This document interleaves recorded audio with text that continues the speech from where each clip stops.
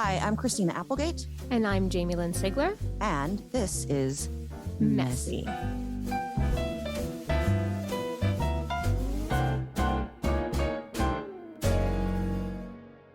On today's episode of Messy, we have Christina's dear friend, the one and only Martin Short. And I have to say that, some of our conversations on this podcast are, heavy and heartfelt and deep and like therapy. But also we want to bring you times when we laugh and share stories and reminisce. And this conversation with, as his friends call him, Marty Short, is one of those times. And I took this, witnessing Christina talk to him, as a lesson to reach out to somebody from your past. So, when you're feeling defined by your trauma or whatever might be plaguing you or you're dealing with in your life, find someone from a time in your life where it felt a little bit lighter or brighter and talk about those times and those stories and those memories, because I really think they're healing and they're a reminder that we're not defined by what we deal with. We are so much more than that. And I felt that so much for Christina when we recorded this episode. So enjoy.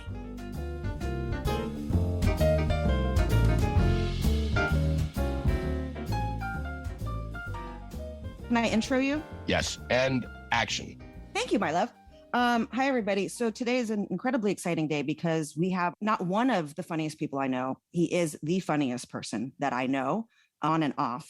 And he is delightful. He is kind. He's hilarious. He's the star of stage and screen and probably a couple corners on a street somewhere. But one of my favorite people in the entire world, the incomparable, incredibly talented Martin Short. Oh my God, what an intro. That was so well delivered from my writing. And so fake. Yep. Yes. How you doing, mister? I'm good. How are you? I'm good. I like your layered look. I know everyone can't see you, but I'm loving your layered look. I know. This is Armani. Very hip. Of course it is. Yeah. That's the thing. Marty and I had dinner with our friend Sean McGuire and my little child, Sadie, a couple months ago. And I remember walking around the corner at the restaurant and you were it felt like a Christian Dior, like gray suit. And you were like full hottie. You were giving me full hottie. I was like, whoa. Because normally I just think you look like trash, but you look so fucking good. Show up looking like a hobo. Yeah. Like I did. Well. That was my go-to Halloween costume, by the way. Whenever I didn't have anything prepared, my mother would dress me as a hobo, which is... it was always that. That was the thing. Are we allowed to say hobo?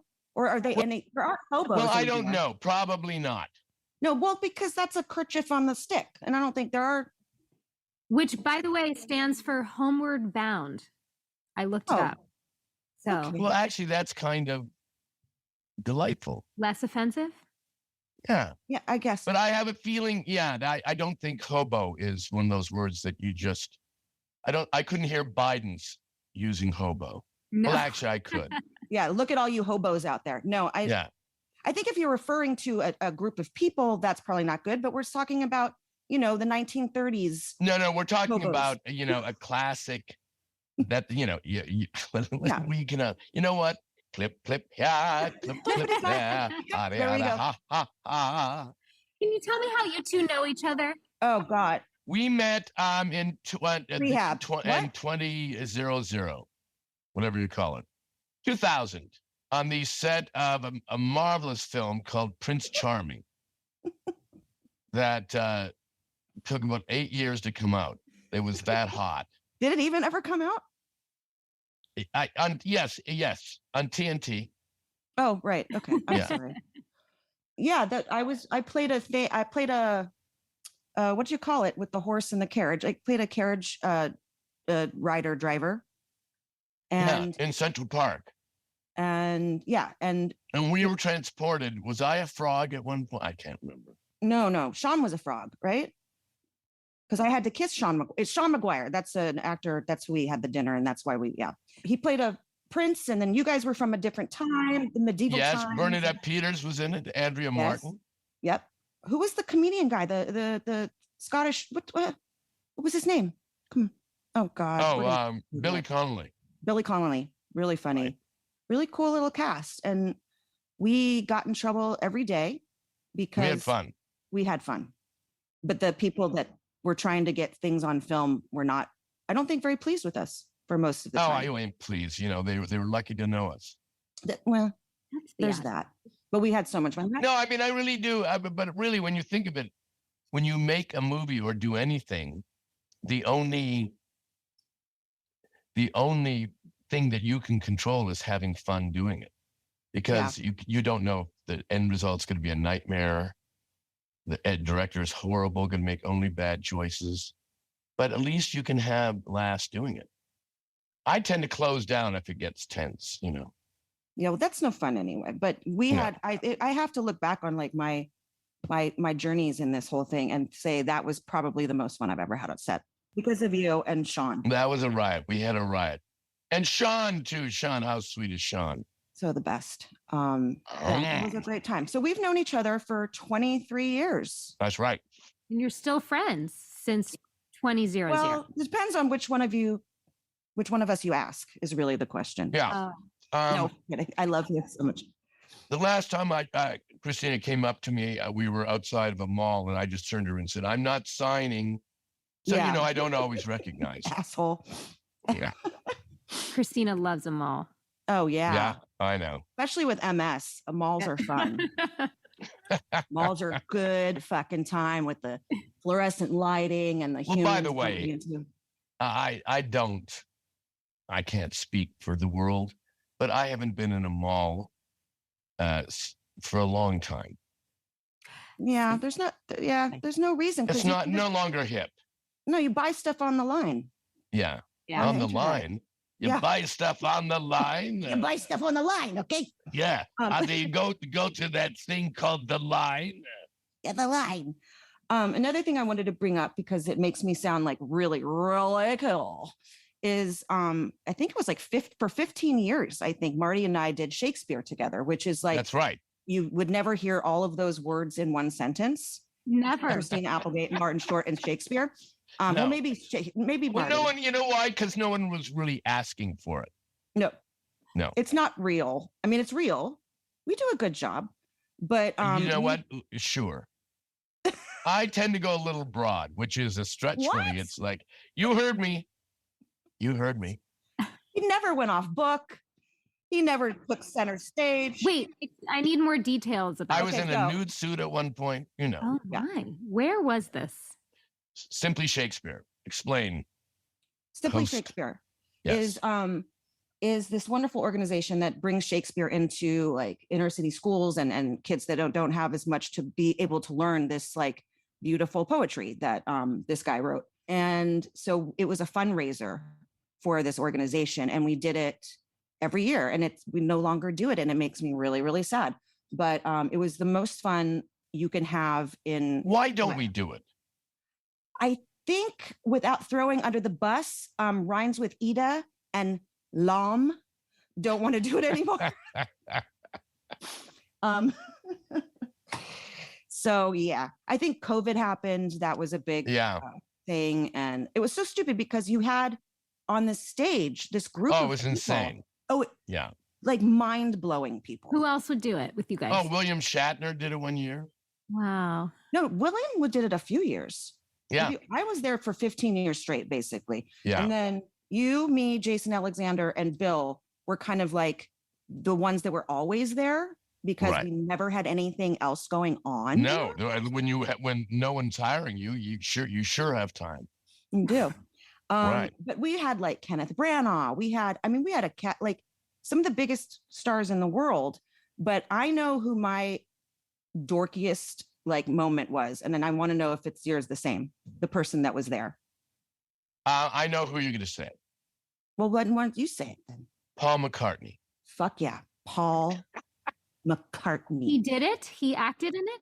Well, what they do is they'd have you'd arrive there in the morning. You read your script for the first time, and you get on stage and you hold your scripts as you go through kind of a blocking. But then there's a band to the side, and they would have a different hip, you know, band leader each year. When it was Smokey Robinson one year, Bette Midler. But that year was McCartney. Yeah.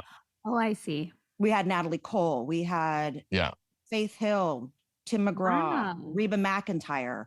But we're talking like this is some high-end stuff. But I was going to say the funniest videos that I have from that is when Paul's rehearsing. I mean, he's singing everything. He's singing Lucy in the Sky with Diamonds. This is where this is happening on this stage. In front, and there's just us. Yeah. Just us. In rehearsal. And I have video of all of us videoing each other, videoing him. I have video. You have it too. I know. We should all send it and have someone edit it properly. Everyone was doing it. Tom was and Rita were filming. You were filming. I mean, it's just the funniest. I don't think there's ever a moment when you're with a Beatle that you can't. It's hard to compute. Yeah, I could imagine. Yeah, it was pretty cool, I have to say. And doing that, and was always when I got to see Marty, and that was always my happy time of the, and not the bullshitting. Like I loved when you were there. I remember coming in fun. Dinner, and there's like everyone's around the table having dinner, and it's just us, like 20, maybe 10, maybe whatever amount of huge, incredible artists. And I walk in, and Marty yells out in front of everyone, 1990 called, and Hammer wants his pants back. And he embarrassed me in front of everyone. You did. You're such an asshole. Well, you made a little bit of mistake in the morning with your selections. Big deal. You know, Christina, when I came to visit you a couple of weeks ago, I feel like you might have had those pants on. I probably did. And I probably have had them on for like 5 or 6 days. So don't go too close to this girl. Also, I want to say to you, okay, Only Murders, I can't. Like, I haven't started the 3rd season because Sadie won't let me watch it without her. So I just want to tell you, like, it's. Oh, that's hilarious. Yeah, that's no, it's hilarious. Like, he's making me wait. I love it so much. Thanks. It's just joy. It's just. I think 3rd season you'll enjoy because, of Meryl Streep. But Paul Rudd is on fire. I love him so much. Jesse Williams, fabulous. Amazing. Andrea Martin, brilliant. I can't wait. So this is a forum where Christina and I talk freely and openly about a lot of different things, a lot of different topics. One of the things, unfortunately, that we have in common is MS, and that, you know, requires us to talk a lot about the medical stuff we deal with. And I heard once that you used to have like colonoscopy sleepovers with some of your friends before this procedure. And I think I would love to know more about this, because this could be something, Christina, you and I could possibly do. Yeah. Well, the idea was turning a colonoscopy into a dinner party. So it would be Tom Hanks and myself. Name drop. And Steve Martin and our friend Walter Parks. And the 4 of us would have a sleepover at Steve's. We'd all, you know, and the barium or whatever it is was put out on the table with Jell-O and the things you can eat. And we would toast each other and do that. Then we'd play cards. And then at no point were there 4 people at the table. And then, you know, by the morning, his bathroom looked like day 15 of a Carnival cruise. But then we go to this clinic. It was private, you know, because we were hip and famous. And then we all have colonoscopies. And then we go to the Ivy for lunch. I love this. I didn't know the Ivy part. I knew about the pooping together part, but I didn't know about the Ivy afterwards. Ivy, yeah. And have a margarita. Yeah, what a beautiful way to end. Because you hadn't eaten. Right. No, I know. I mean, I've had a few of those in my life, and I do it alone, and it's very lonely. Very loud, but very lonely. No. But I think that, you know, a colonoscopy party. So we did this about 3 different times. You know more? You don't do No, because everyone's on different schedules. And yeah. Someone has a polyp, someone doesn't, you know. Oh my God, to be a fly on the wall of that would be incredible. Yeah, no, it's pretty fun. When's the last time you saw Tom? Because I feel sad because I had dinner with Tom 2 nights ago. You did? How are they doing? They're great. Fabulous. Okay. Yeah, they're lovely people. And fabulous. Yeah, I miss seeing everybody. I met Tom in 1983. Why? How? Not why. John Candy and he were making Splash. And we were assembling in LA. John would get us to do stuff like this, where we were going to make a video for his high school back in Ontario. And we were all meeting in the, I guess we were doing a recording or a show, or I can't remember. Anyway, he brought this young actor, Tom Hanks, over. And Tom was later said it was like he was scared to meet all the SCTV people because everyone was there. Eugene, Levy and Andrea, and Catherine O'Hara. Wow. We'd all assembled for John's charity. Wow. So you were all Canadian? Oh. Yeah. Uh-huh. Canadian. Wow. How does that feel being Canadian? Like, what was that? Like cargo shorts in the Well, winter? It's an interesting, I mean, I think I always thought like Canada was the middle of three sisters. You know, you had kind of the sophisticated Emma Thompson older sister in England. And you had like, you know, the hip chick, that's the States. And we were like kind of in the middle, more attractive than we thought we were, but a little bit shyer and more like the middle sister who doesn't get the attention. Wow. And then that was kind of the old days. And now I think it's shifted because Canada. We ain't the cool sister. No. That's what I'm saying. We're getting arrested all the time. Yeah. So, but you know, Canada's it has 34 million people or something like that. And it has more land mass than the United States. Healthcare, like in Ontario, you know, there are provinces that's Toronto and Ottawa and cities like that in Ontario, big province. And healthcare started in 1961. I think that's just the coolest thing ever. Yeah, we got to figure something out here. But what I love is like you just sat there and named like the most incredible comedic artists like of our time, all coming from one place. Like, it's odd. And Dan Aykroyd was around too. Yeah, and Gilda. Yep. It was a bit like Paris in the 1920s. It was around 1972. And we did this production of Godspell. We were all just in university, but it was Gilda and Eugene and myself and Paul Schaefer and Dave Thomas and Victor Garber. It's right. I mean, that's like, I read your book. So, I know. It was amazing. I know more about you than you know about yourself.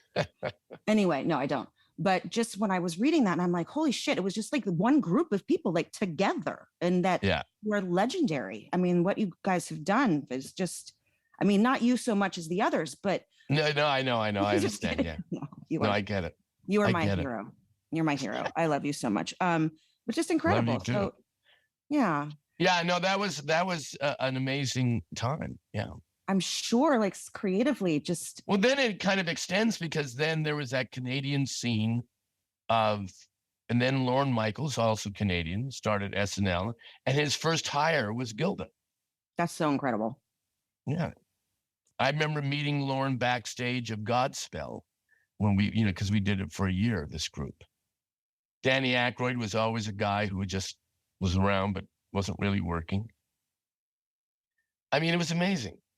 That's so I first met Danny, it was at Gilda's birthday, because Gilda and I dated for a while, and it was Gilda's birthday, and Danny and his comedic partner at the time, Valerie Bromfield, were playing Gilda's parents and stayed in character at the party. It was like so odd and so original and so funny. Wow. And then what happened? So Godspell happened. And for people who don't know the whole story. Then Second City formed a sister company in Toronto. And Lorne kind of checked all these people up and ended hiring, obviously that first cast, including Gilda from Godspell and Toronto Second City. And then SCTV started in 1976. So one was Canadian, one was big US. God, you're so much older than me. I forget. I know. Remember, when we were working together, Survivor was now on TV and nickname was Rudy because Rudy was 52. And I was 50. 52 in like 3 weeks. Yeah, you're the new Rudy. I am the new Rudy. Yeah. Oh, did you Well, pass the sorry. torch to me, Marty? It's okay. Well, I okay. was Rudy too. I was only 50 when I was dubbed Rudy. Oh my God. Yeah. That's crazy. You were children. Rudy you were was young children. Rudy was this like curmudgeon-y. How did you describe Rudy from Survivor? If anyone, I never watched Survivor, really. I think Okay. he was just the old one. Oh, so I just named you Rudy. Yeah, based on Okay. me being old and you being young. Marty, do you watch any reality television? None. Good for No. you. Good for you. I don't. He's been around. He's around creatives. He's around all these people. I don't know. I mean, no. First of all, here's what I'm exhausted by kind of low class people, so I'm not drawn toward low class people. Shut up! Get back here! Screaming and shut up. I'd rather see a thing on, Prince Philip's early years. I'd rather see that. You're so posh. I am very posh. You're so posh. I will say though, I was thinking about this the other day because Christina and I unfortunately watch a lot, or fortunately watch a lot of reality television. It's one of the things that bonds us. And there are books you could read. I know. I'm not really, don't know how to read. So I know that. Even in the old days, they had a little earwig fitted into her ear, so it just feed the lines. Yeah. I just started 2 years ago. So that's kind of I just started 2 years ago when I got diagnosed. So let's just have a tear for me. Anyway, I started watching reality TV and of course your show is the only scripted show I watch, and then reality TV. And in the 2 years that I've been watching from my bed, I have watched probably 300 hours of reality television, I would imagine, probably more. But I mean, doesn't the element, would you want to hang with a lot of those people? No, not at all. No. I'm sorry, guys, for the no. Some of them are. I'm actually friends with some people now, but more from like below deck. Like the stews and stuff like that. I have slipped into their DMs and become friends with Captain Lee, who's this guy from below deck, and he's amazing. And Kate Chastain and Daisy from like I'm more the below deck people because they're really interesting. Is Below Deck a reality show? It is, but it's not a bunch of people yelling at each other. It takes place on a yacht. Yeah, on a super yacht. And it follows the crew around. So they are doing a job.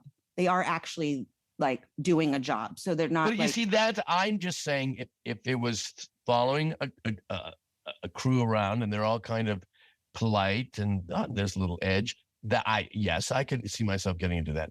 It's the screaming and the fighting. Yeah, I get very uncomfortable with the screaming and the fighting, and that's my childhood. So I don't like it. Yeah, exactly.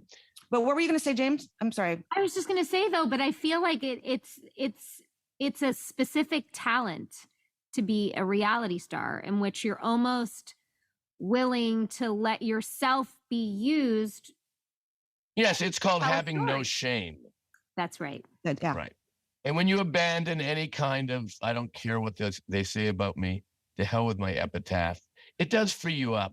Yeah, but then these people get so pissed off when the public like shames them and stuff. They're like, the fans are saying this about me. It's like, you've put yourself in this situation, but I guess people could say that to us, right? Like if we got mad. Oh, absolutely. Right? But that's why I'm not on social media and I read nothing.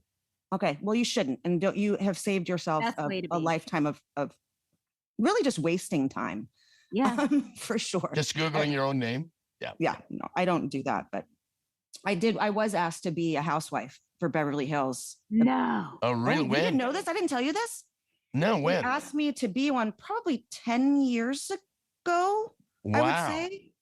And what's funny is I ended up becoming really good friends with the executive producer of it because our kids went to school together. And he's like, oh yeah, we asked you. I said, Chris, now that you know me, would I have been a fun housewife? He's like, no, it would have been the most boring shit I've ever seen in my life. I'm like, yes, I wouldn't have shown up to any dinners. I would have been in my sweatpants and I'd be laying in bed. What fun is that? No, none of it. No, I would be the worst housewife anyway. It's my type of fun. Yeah, exactly.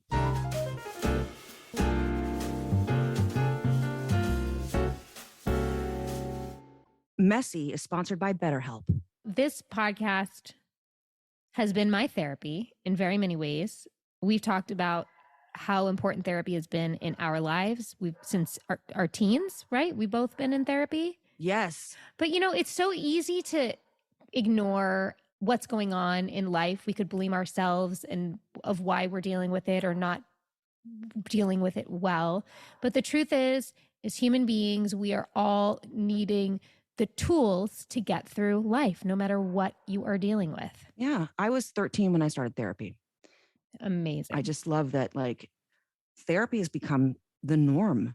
It like has. the norm for people, and there's no Yeah. stigma. I love that. I love that people aren't like, wow, if I go to therapy, then I'm nuts. You're not. Mhm. You just need to talk to someone. And sometimes your friends ain't going to be those people. And sometimes your parents ain't going to be those people. I don't know why I'm saying ain't so much, but apparently that's the region I'm from right now. Ain't that the truth? That the truth, Christina. And I have help for you, because guess what? BetterHelp is where you can find a therapist. Because if you are thinking of starting therapy, you should give BetterHelp a try. It's entirely online. It's designed to be convenient, flexible, suited to your schedule. All you have to do is fill out a brief questionnaire. You get matched with a licensed therapist. And by the way, if you don't like that therapist, you can switch anytime for no additional charge. It's awesome.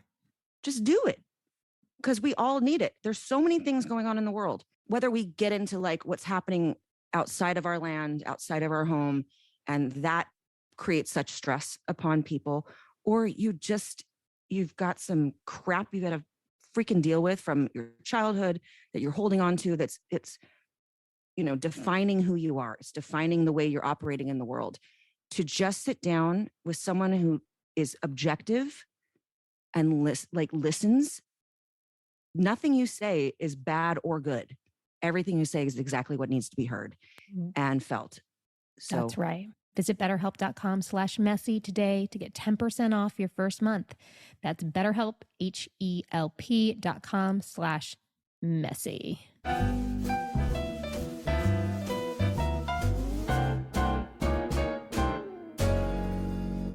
What else is going on, Marty, in your life? Steve Martin and I have been doing some live shows here and there. Oh, it's so good. Have you ever seen like video footage of that show, Jamie? No. Oh, you have to. Okay, go ahead. Sorry. Well, we did a Netflix special a couple years ago, but now it's called You Won't Believe What They Look Like Now. What? You guys look exactly the same as you did. That is true. And they have two pictures of us in our 30s on the poster. But no, it's great fun. And we do it with Steep Canyon Rangers and Jeff Babko. And we just did 4 cities, and then we'll do 4 more next week. Are you doing any here? No, we did the Hollywood Bowl last year, 3 nights. Oh. And that was. Oh, I know that. I knew that. I couldn't come because I was sick. Well, I'm just saying that. I know. Maybe someday. Anytime, someday. I don't know. The two of you together it's magic. And then, thank God someone was like, let's make a show with the two of you together, because there's just nothing like it. What was your first project, you and Steve together? 3 Amigos. That was the first movie that I had 2 older brothers growing up, and the first movie that they allowed me to watch with them. And so it holds such a special place to me, not only because I loved it, but I just remember just feeling so grown up and finally part of the crowd because they brought me to that movie. I loved it so much.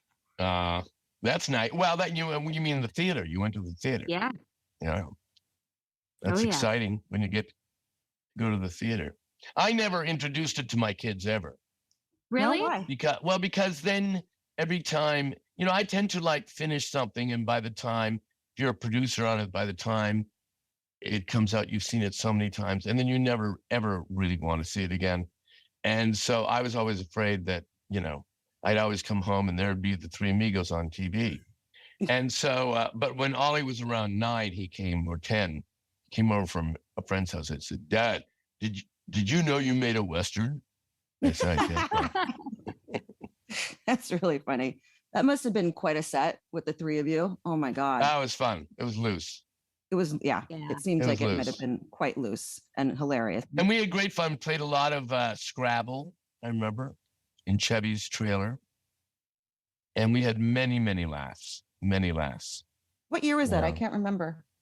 We made it in early 1986. Wait, and that's the first time you and Steve did anything together? I met him. Yeah, I met him I went to his house in July, because I have a Rain Man thing, 13th, 1985. Wow. And wow. You know that. Yeah. And to pick up a script for Three Amigos. Wow. And we talk about it in our show, but I literally, and it's true, I looked around his house because there was a Picasso here and a Hopper there, and and I said, "How did you get this rich? Because I've seen your work." And and that was it. Yeah. Partnership was made. There you go. I've only met him like once, and I think it was at your house. Yeah. For your infamous Christmas party that I was only invited to once. I guess I didn't make that good of an impression. Well, we had and the list kept growing. I'm sorry. It's okay. But with Applegate, I should be at the top because of A, but that's okay. Or it's an easy first cut. There you go. When you start cutting, you're usually aggressive and then you ease off. Right. If you're Applegate, you're in trouble. Okay. Yeah. And it's done well for me. Anywho, but I remember this party, which, we don't have to like, whatever you want to say about it. It was the coolest thing I've ever been to in my life, because you're literally running. You're like, every person that is there is someone that I've like idolized and look up to, because they were so much older than me, everyone there. Anywho, and what's the deal? Like, people plan for like a year to perform at it. What's the deal? No, it started out it's just, in a living room, and Mark Shaman of Hairspray fame and he and I would push the piano out just below a Christmas tree.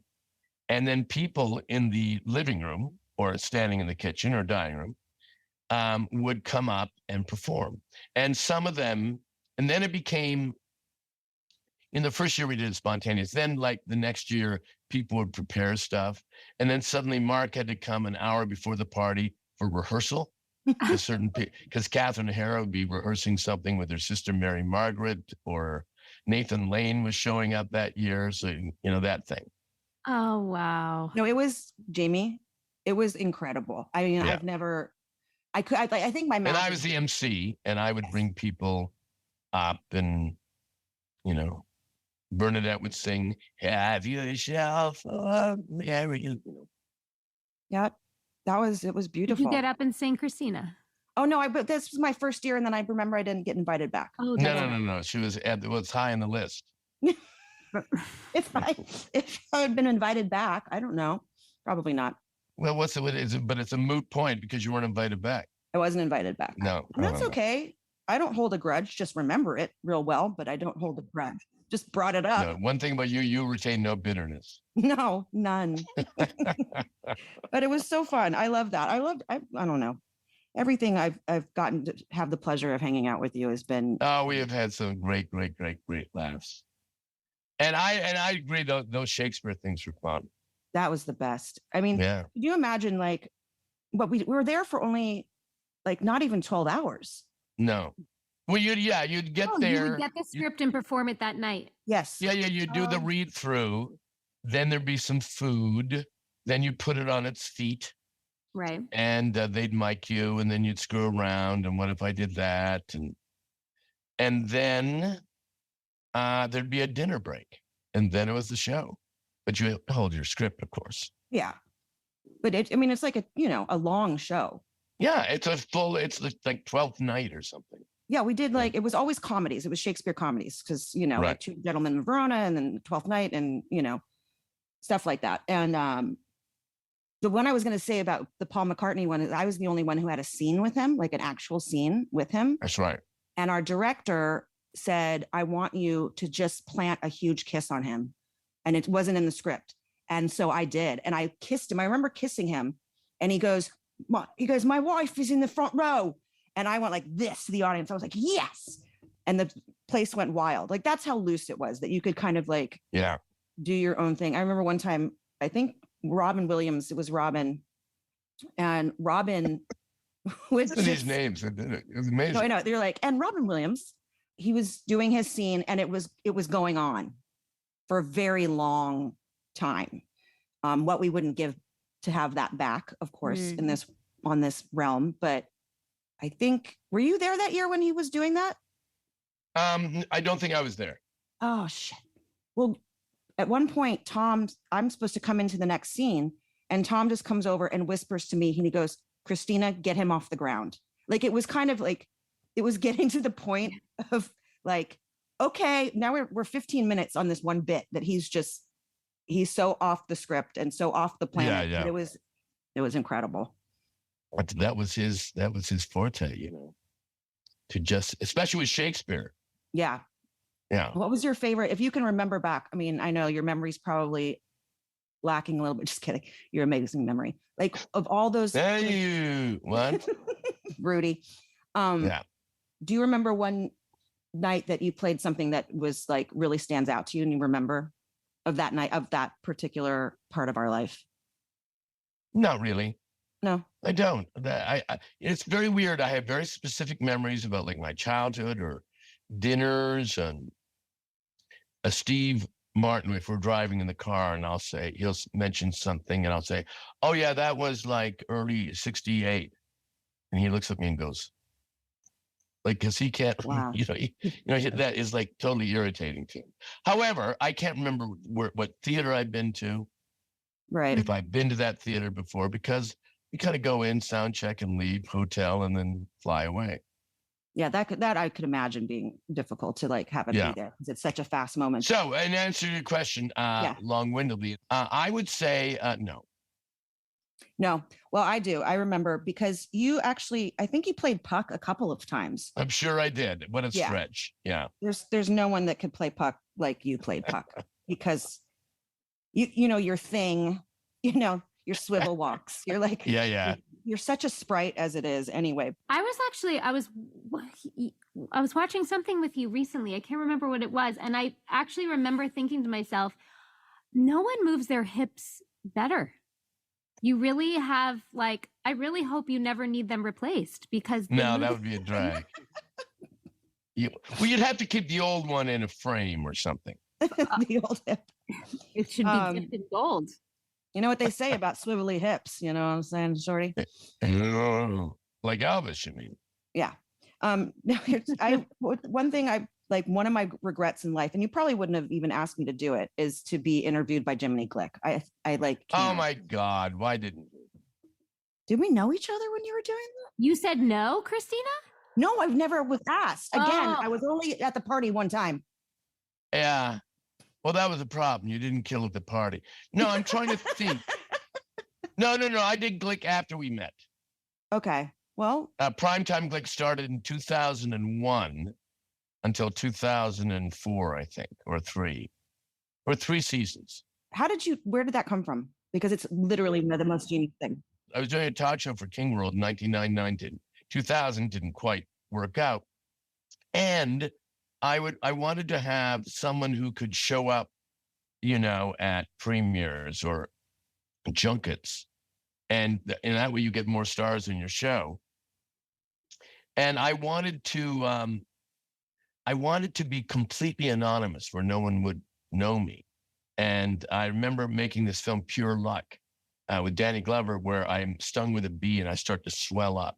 And on that day, everyone said, we can't see you there, And I thought, oh, that's the look. So we got kind of the similar bee stung look, and then put a gray wig on him.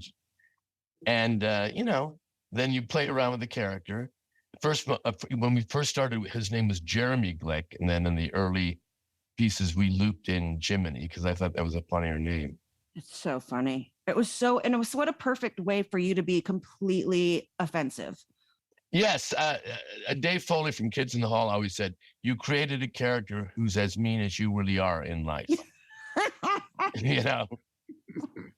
So that I could say to Mel Brooks, what's your big beef with the Nazis? And I could seriously, I think maybe I'll start if I can get them on my Apple TV today. I think I'm just going to spend the rest of the day watching Jimmy. Oh, no. There's a bit of a wormhole. But what were some of the other ones? Please tell me, because I want to laugh. One time I interviewed Spielberg saying, so when are you going to make the big one? The one that connects with the people. Edie Falco, in the middle of her interview, she was answering, and I went, shh, and it freaked her out. She said later, because it was, and I said, just because I asked you a question does not mean I need the answer. Well, that's the thing about it, is like, seriously, when like at our 4-hour dinner, which was, we were there for 4 hours. Well, it seemed like a half an hour. It wasn't. It was 4 hours, and we could have kept going. Sadie was like so annoyed. Sadie said that was the most annoying dinner I've ever been to in my life. That's what my daughter said. Why? Because she couldn't talk. Oh. She likes to be the center of the attention. I wonder where she got that from. I don't, mostly. Your deep heaving breath. She was so annoyed by us. It was really funny. But in those 4 hours, like, you are so inappropriate. Of course I am. It's one of my best things. Wait, I need more Jiminy Glick. We do more, just like one more for me to laugh. I need to laugh. I'm trying to think. Well, he interviewed Ice Cube and kept calling him Vanilla Ice. Oh, Jesus. And he'd say, you claim to be tough, but I saw you you wearing a leotard doing a plie just before he was done. Pump your brakes, he says. Pump your brakes. Did they know beforehand what you're going to say? No, nothing's worked out. Sometimes, like, I remember interviewing Alec Baldwin. Okay. And, you'd do it like you'd improvise it. I mean, I would say phrases that I'd never said, I take great umbrage. And I think, I've never said that. What like, who says that? What does it mean? But I remember with Alec, we did a pass for about 8 minutes, and then we break, and then we're going to do another one, and then you edit. And, but he said, ask me about women. Oh boy. Just bring up women. And every woman I brought up, he claimed they were at one point pounding on his door at 2 a.m. Oh my. Whether it was Hillary, Dianne Feinstein, anyone, but he was hilarious. So he made that interview by his input. But normally we just improvised.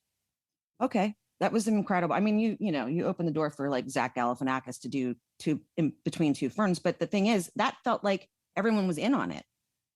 Like Two ferns. Well, just so funny, isn't it? It's so funny. But yeah. Was there ever anyone who actually got pissed at you and left? No, not really. No, not really. No, they were in on it. They kind of knew, right? Well, I know it's you, but yeah, I mean, it's like, no. Man, I want to be interviewed by Jimmy. Well, we can still do it. I just don't go around normally just, in the Glick outfit. You don't even have to. We could just sit on the phone and you can just tell me. Oh, that's true. Insult me. Would you say Glick is one of your most favorite characters you've ever played? Oh, I certainly. But it is that weird thing when you do characters and create them, especially if they become known. They become like kids, so you like them all. Yeah. Except for like Ed Grimley was pretty bad. No, Ed didn't work. But no, but see, that Ed Grimley was a very written character. I would write it all out. Glick was a totally improvised character. Right. Mm-hmm. What other improvised characters have you done? Because I mean, obviously SNL. Frank would go off book a little bit. Okay, yeah. You improvise a lot in your work, like when you're filming, like Only Murder. No, they're very strong scripts, and everyone's worked very hard on them. Mm-hmm. I mean, you can change certain lines, you can change certain, and you can say, my gimmick is to make the crew love me so that I can weasel more extra takes. Should we give Marty a freedom take? All right, okay, do your freedom take, and that's when you add maybe lines that you've written, and then they end up ignoring them. You were very like on it when we worked, and it's like now it's so weird because now it's like they expect you to come in with improv, like they expect you now. It's almost like this. Yeah. It's like, yeah. I remember Anchorman was the first thing I ever did where people were just. Oh, that's so funny. God, that's so loosey-goosey all over the place, and then Adam McKay would be like, all right, Christina, now just do whatever you want. And I'm like, what I want to do is the script that I was hired for. Yeah, right. I don't know how to fucking improv. Are you kidding me? I'm sitting here with Steve Carell and like, Will and these people who like literally Steve Carell taught it. Adam McKay created an entire movement of improv. And Steve here's me in Chicago, Second City. Right. At Crazy Town. Right. So I was horrible at it. really, really horrible. I didn't understand what it was, to have that. Is there a key to improv? Is there one or two things? Is it presence? Well, I mean, there's, there things like never deny. Right. So if someone says, gee, I'm holding a pen. And the other person says, no, it's a pencil. It's like curtain. Right. But if the other person, gee, I'm holding a pen, the other person could say, oh my God, it's leaking all over you. So you keep building on it. Mm-hmm.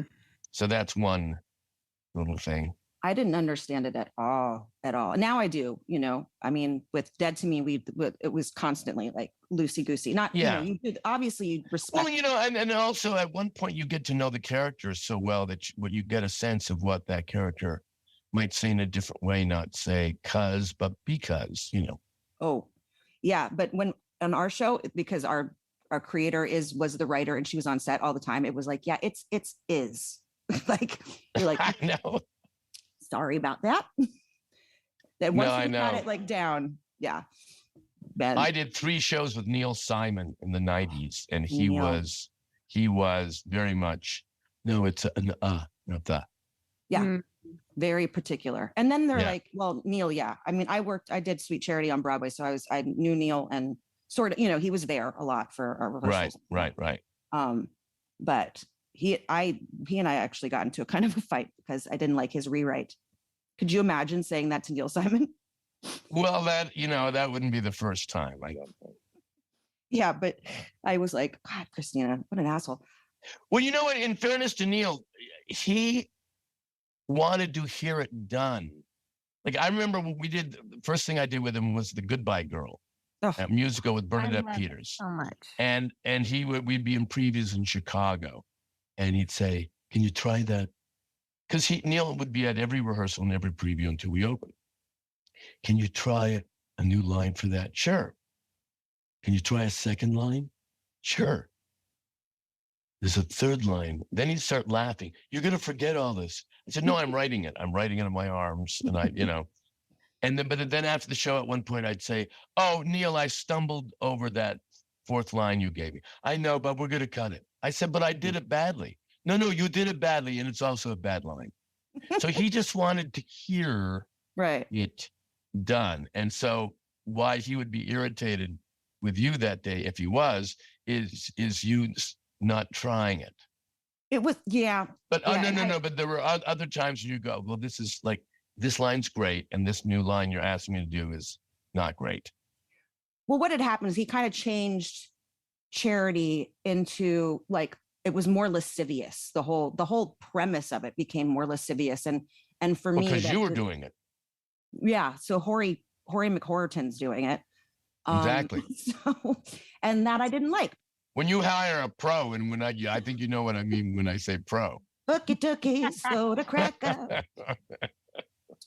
Yeah, but that it just changed. You were so fabulous in that. I saw you in that. Thanks. You killed. Oh. I didn't know how any human could do that.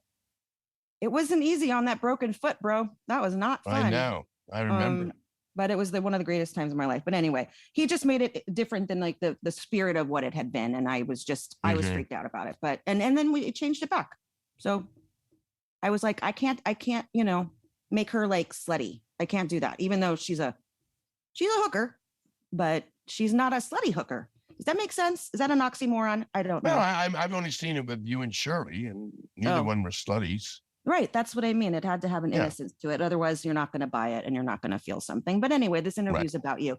I truly am just enjoying listening to you, both of you talk. It's like, it's making me reminiscent of a time. So I grew up on Long Island in New York, and community theater was my life, and Broadway was so close. It was right there. But like we had our own Christmas like Marty Christmas parties, like in that community theater community. And it's everything. And it's something that I really like miss now in my life, because it's essential. I think it's just essential to keep you inspired and wanting to work.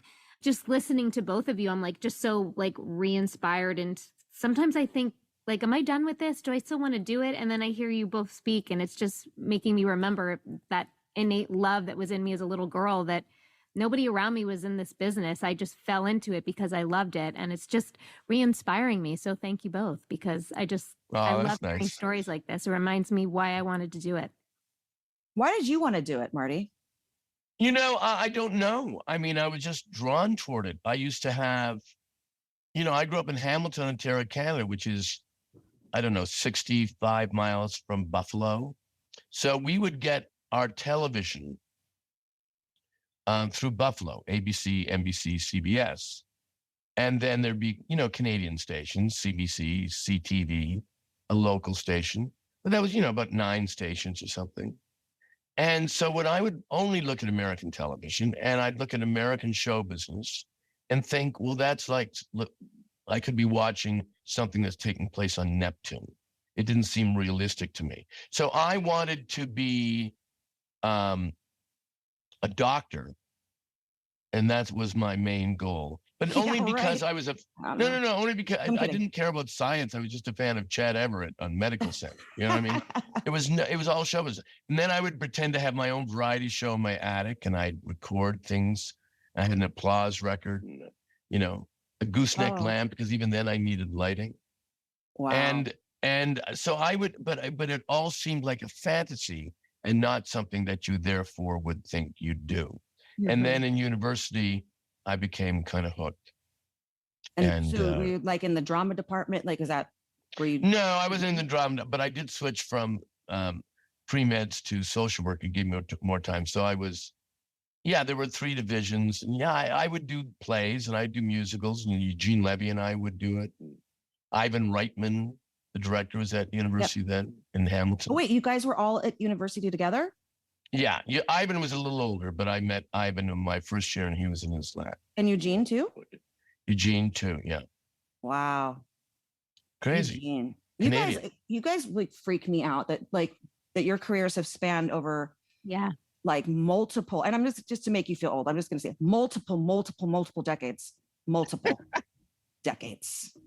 And like killing it right now.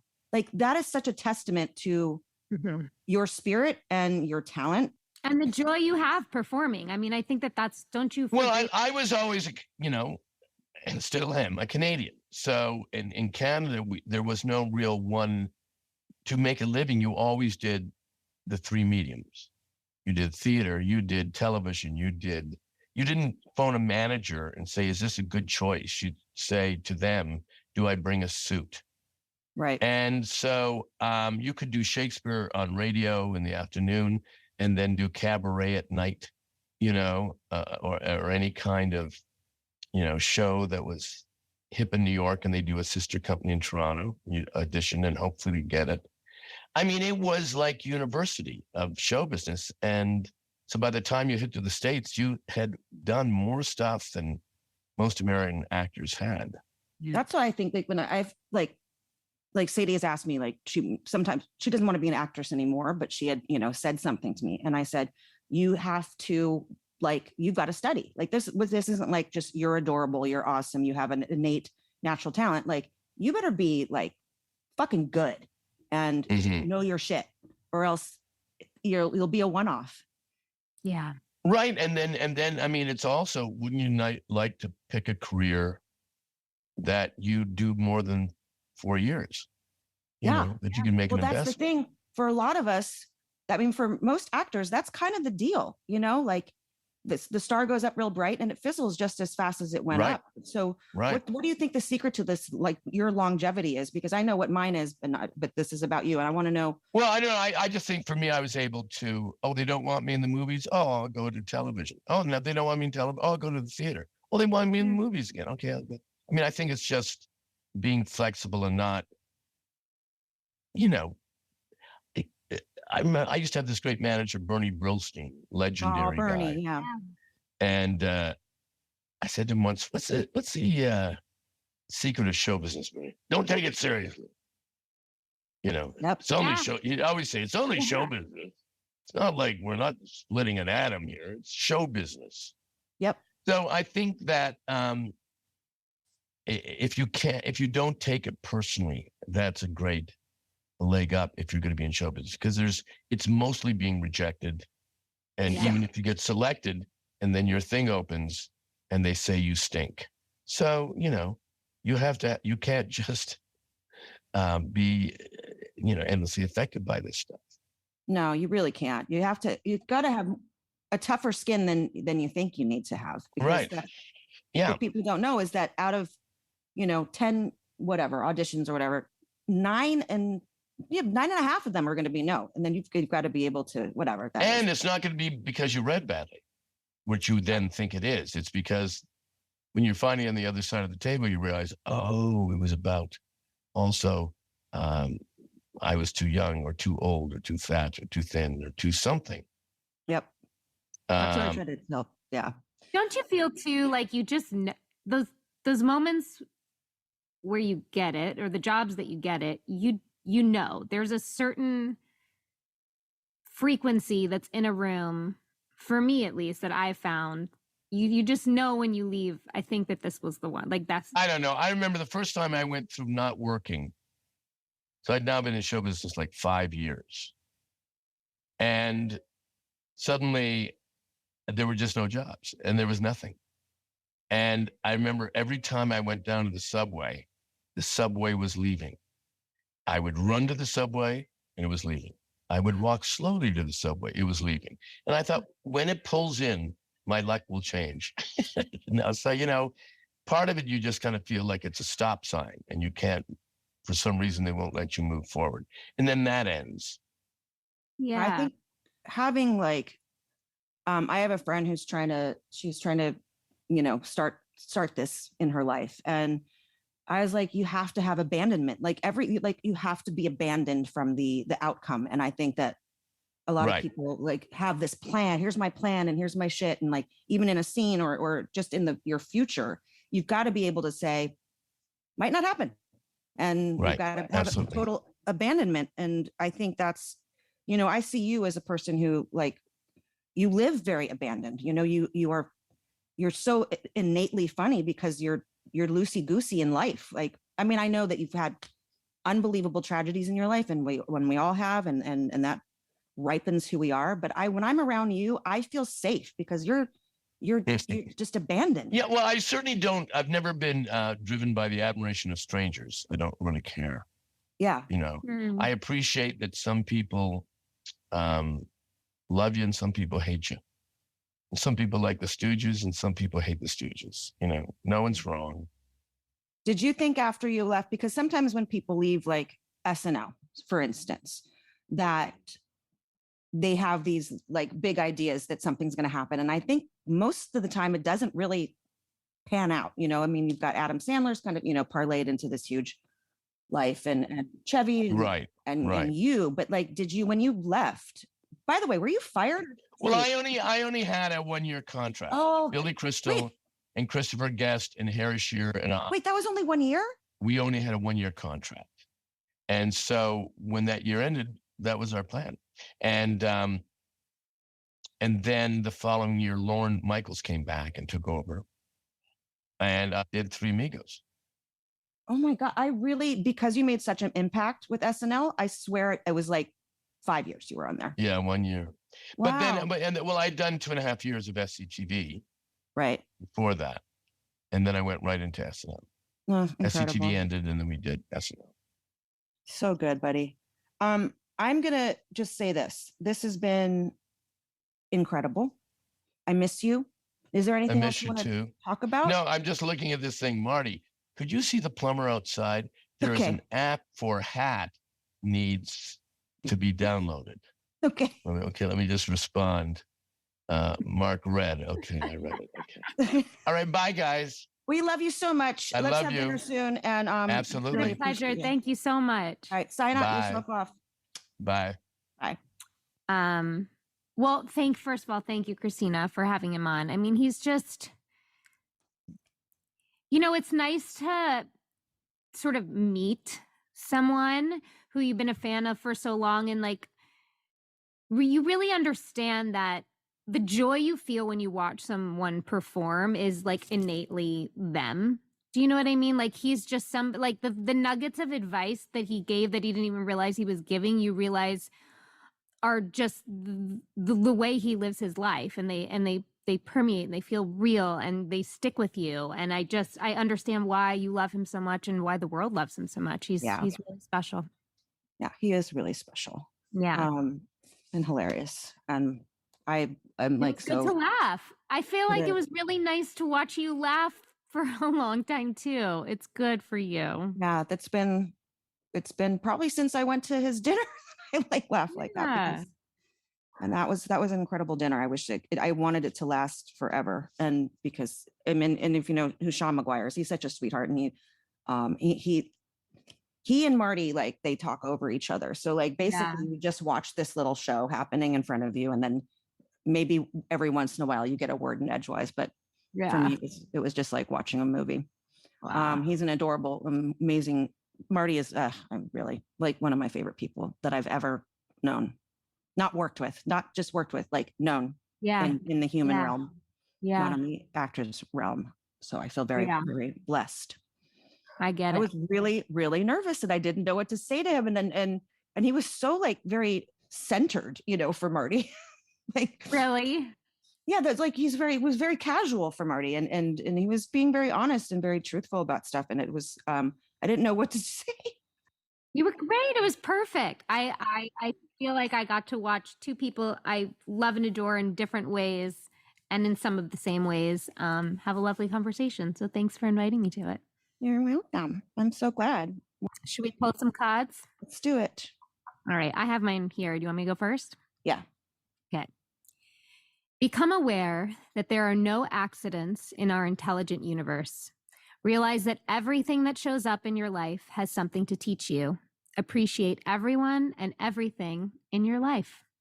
That was a good one. That is a good one. Okay. Mine is called, Are You Worried? Do you have many what if thoughts? You are identified with your mind, which is projecting itself into an imaginary future situation and creating fear. There is no way that you can cope with such a situation because it doesn't exist. It's a mental phantom. Basically, thought is creative in the universe. That is the truth. Our self-dialogue is powerful. It is. And manifests. And I've got to work on that. Today. I need that today. I need it too. I'm, you know, with all my health shit that I've been going through, which, you know, we'll get into at some point. You know, I even got a Holter monitor on because my heart's like all messed up and shit. I'm so over this. Like, I just want to be 30 years old again and be able to run and dance. It's just my dialogue is just really, really bad. Well, let me just tell you something though. You're not alone. I know. And I promise you're not the only one that's having that and doing that. And it's not to lessen the intensity of it, because I understand, but I don't want you to be hard on yourself that you're not of like you being so responsible for things, or that, you know, that you're not doing a good job with stuff right now. It's everyone. I also feel like there's like a very intense heaviness in the world on top of everything else that you are and I and all of us deal with. I can't even look at it because I don't have the capacity to even understand it, comprehend it, or to be passionate about it, because I don't have anything left. Like, I'm about to cry. Sorry. Like, I feel like I'm failing as a mom. I feel like I'm failing myself. And just going to watch What Happens Live. I mean, when I feel like this is what I told you, I got in a fight with another disabled person at the Coffee Bean. Yeah. And I'm laughing about it because I listen to what I'm saying to you. I got into a fight with another disabled person at a coffee shop. Yeah. Because he cut me off for the handicap spot. Fuck him. And I went up to him and I said, "Sir, I just want you to be aware that I was pulling into that spot and you cut us off, like almost hit my car. And I had my cane. You know, I was obviously not trying to steal the spot for any other reason." And he starts screaming at me because I was coming in the wrong way into the Coffee Bean. Well, let me just say, all Coffee Bean parking lots are terrible. I've never been to a Coffee Bean parking lot that has like a safe parking situation. It was confusing because there wasn't like an enter sign or an exit sign. Right. It was like, come in how you want to come in, you know? And he starts screaming at me. And I'm like, yeah, but you don't understand. You almost hit my car. And I'm not driving because I couldn't drive. And, you know, I can't drive that far. He's driving his own car. So you want to have a cripple off? Let's do it, buddy. So he like starts screaming at me. And I just all of a sudden, fuck you. And I left the coffee bean. I even told Sadie about it and I was laughing. And she goes, I'm very disappointed in you, Mom. I was like, oh, shit. I thought you'd be laughing and be like, Mom, you're so weird. You're so crazy. She was like, I'm really disappointed. I wish you hadn't told me that story. I was like, okay. Oh, yeah, wow. right. That's the story that I was meaning to tell you. I think we all need to stand up for ourselves at some point, and we all get passes for things, and we need to let our feelings out. We've talked about that before, but I just want to tell you, because I'm also talking to myself in this moment, you're still here, and that's for a reason. Life is not over. Life constantly changes. That's the one guarantee. It will never stay the same.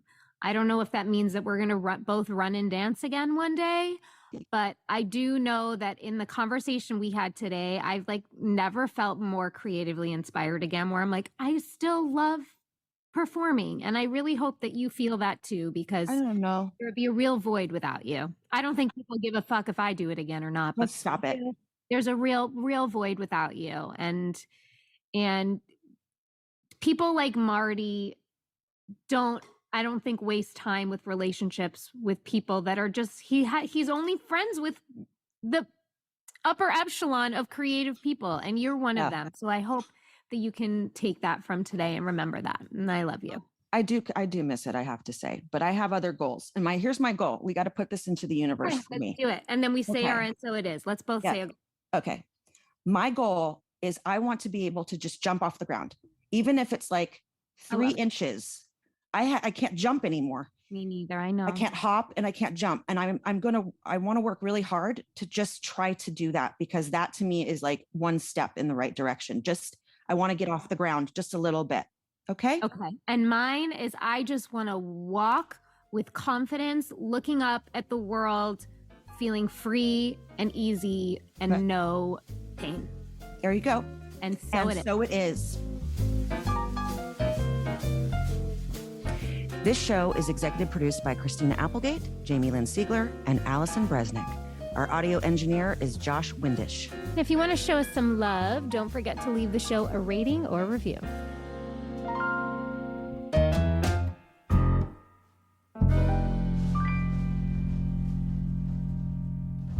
Hi, it's Jamie. Thanks for listening.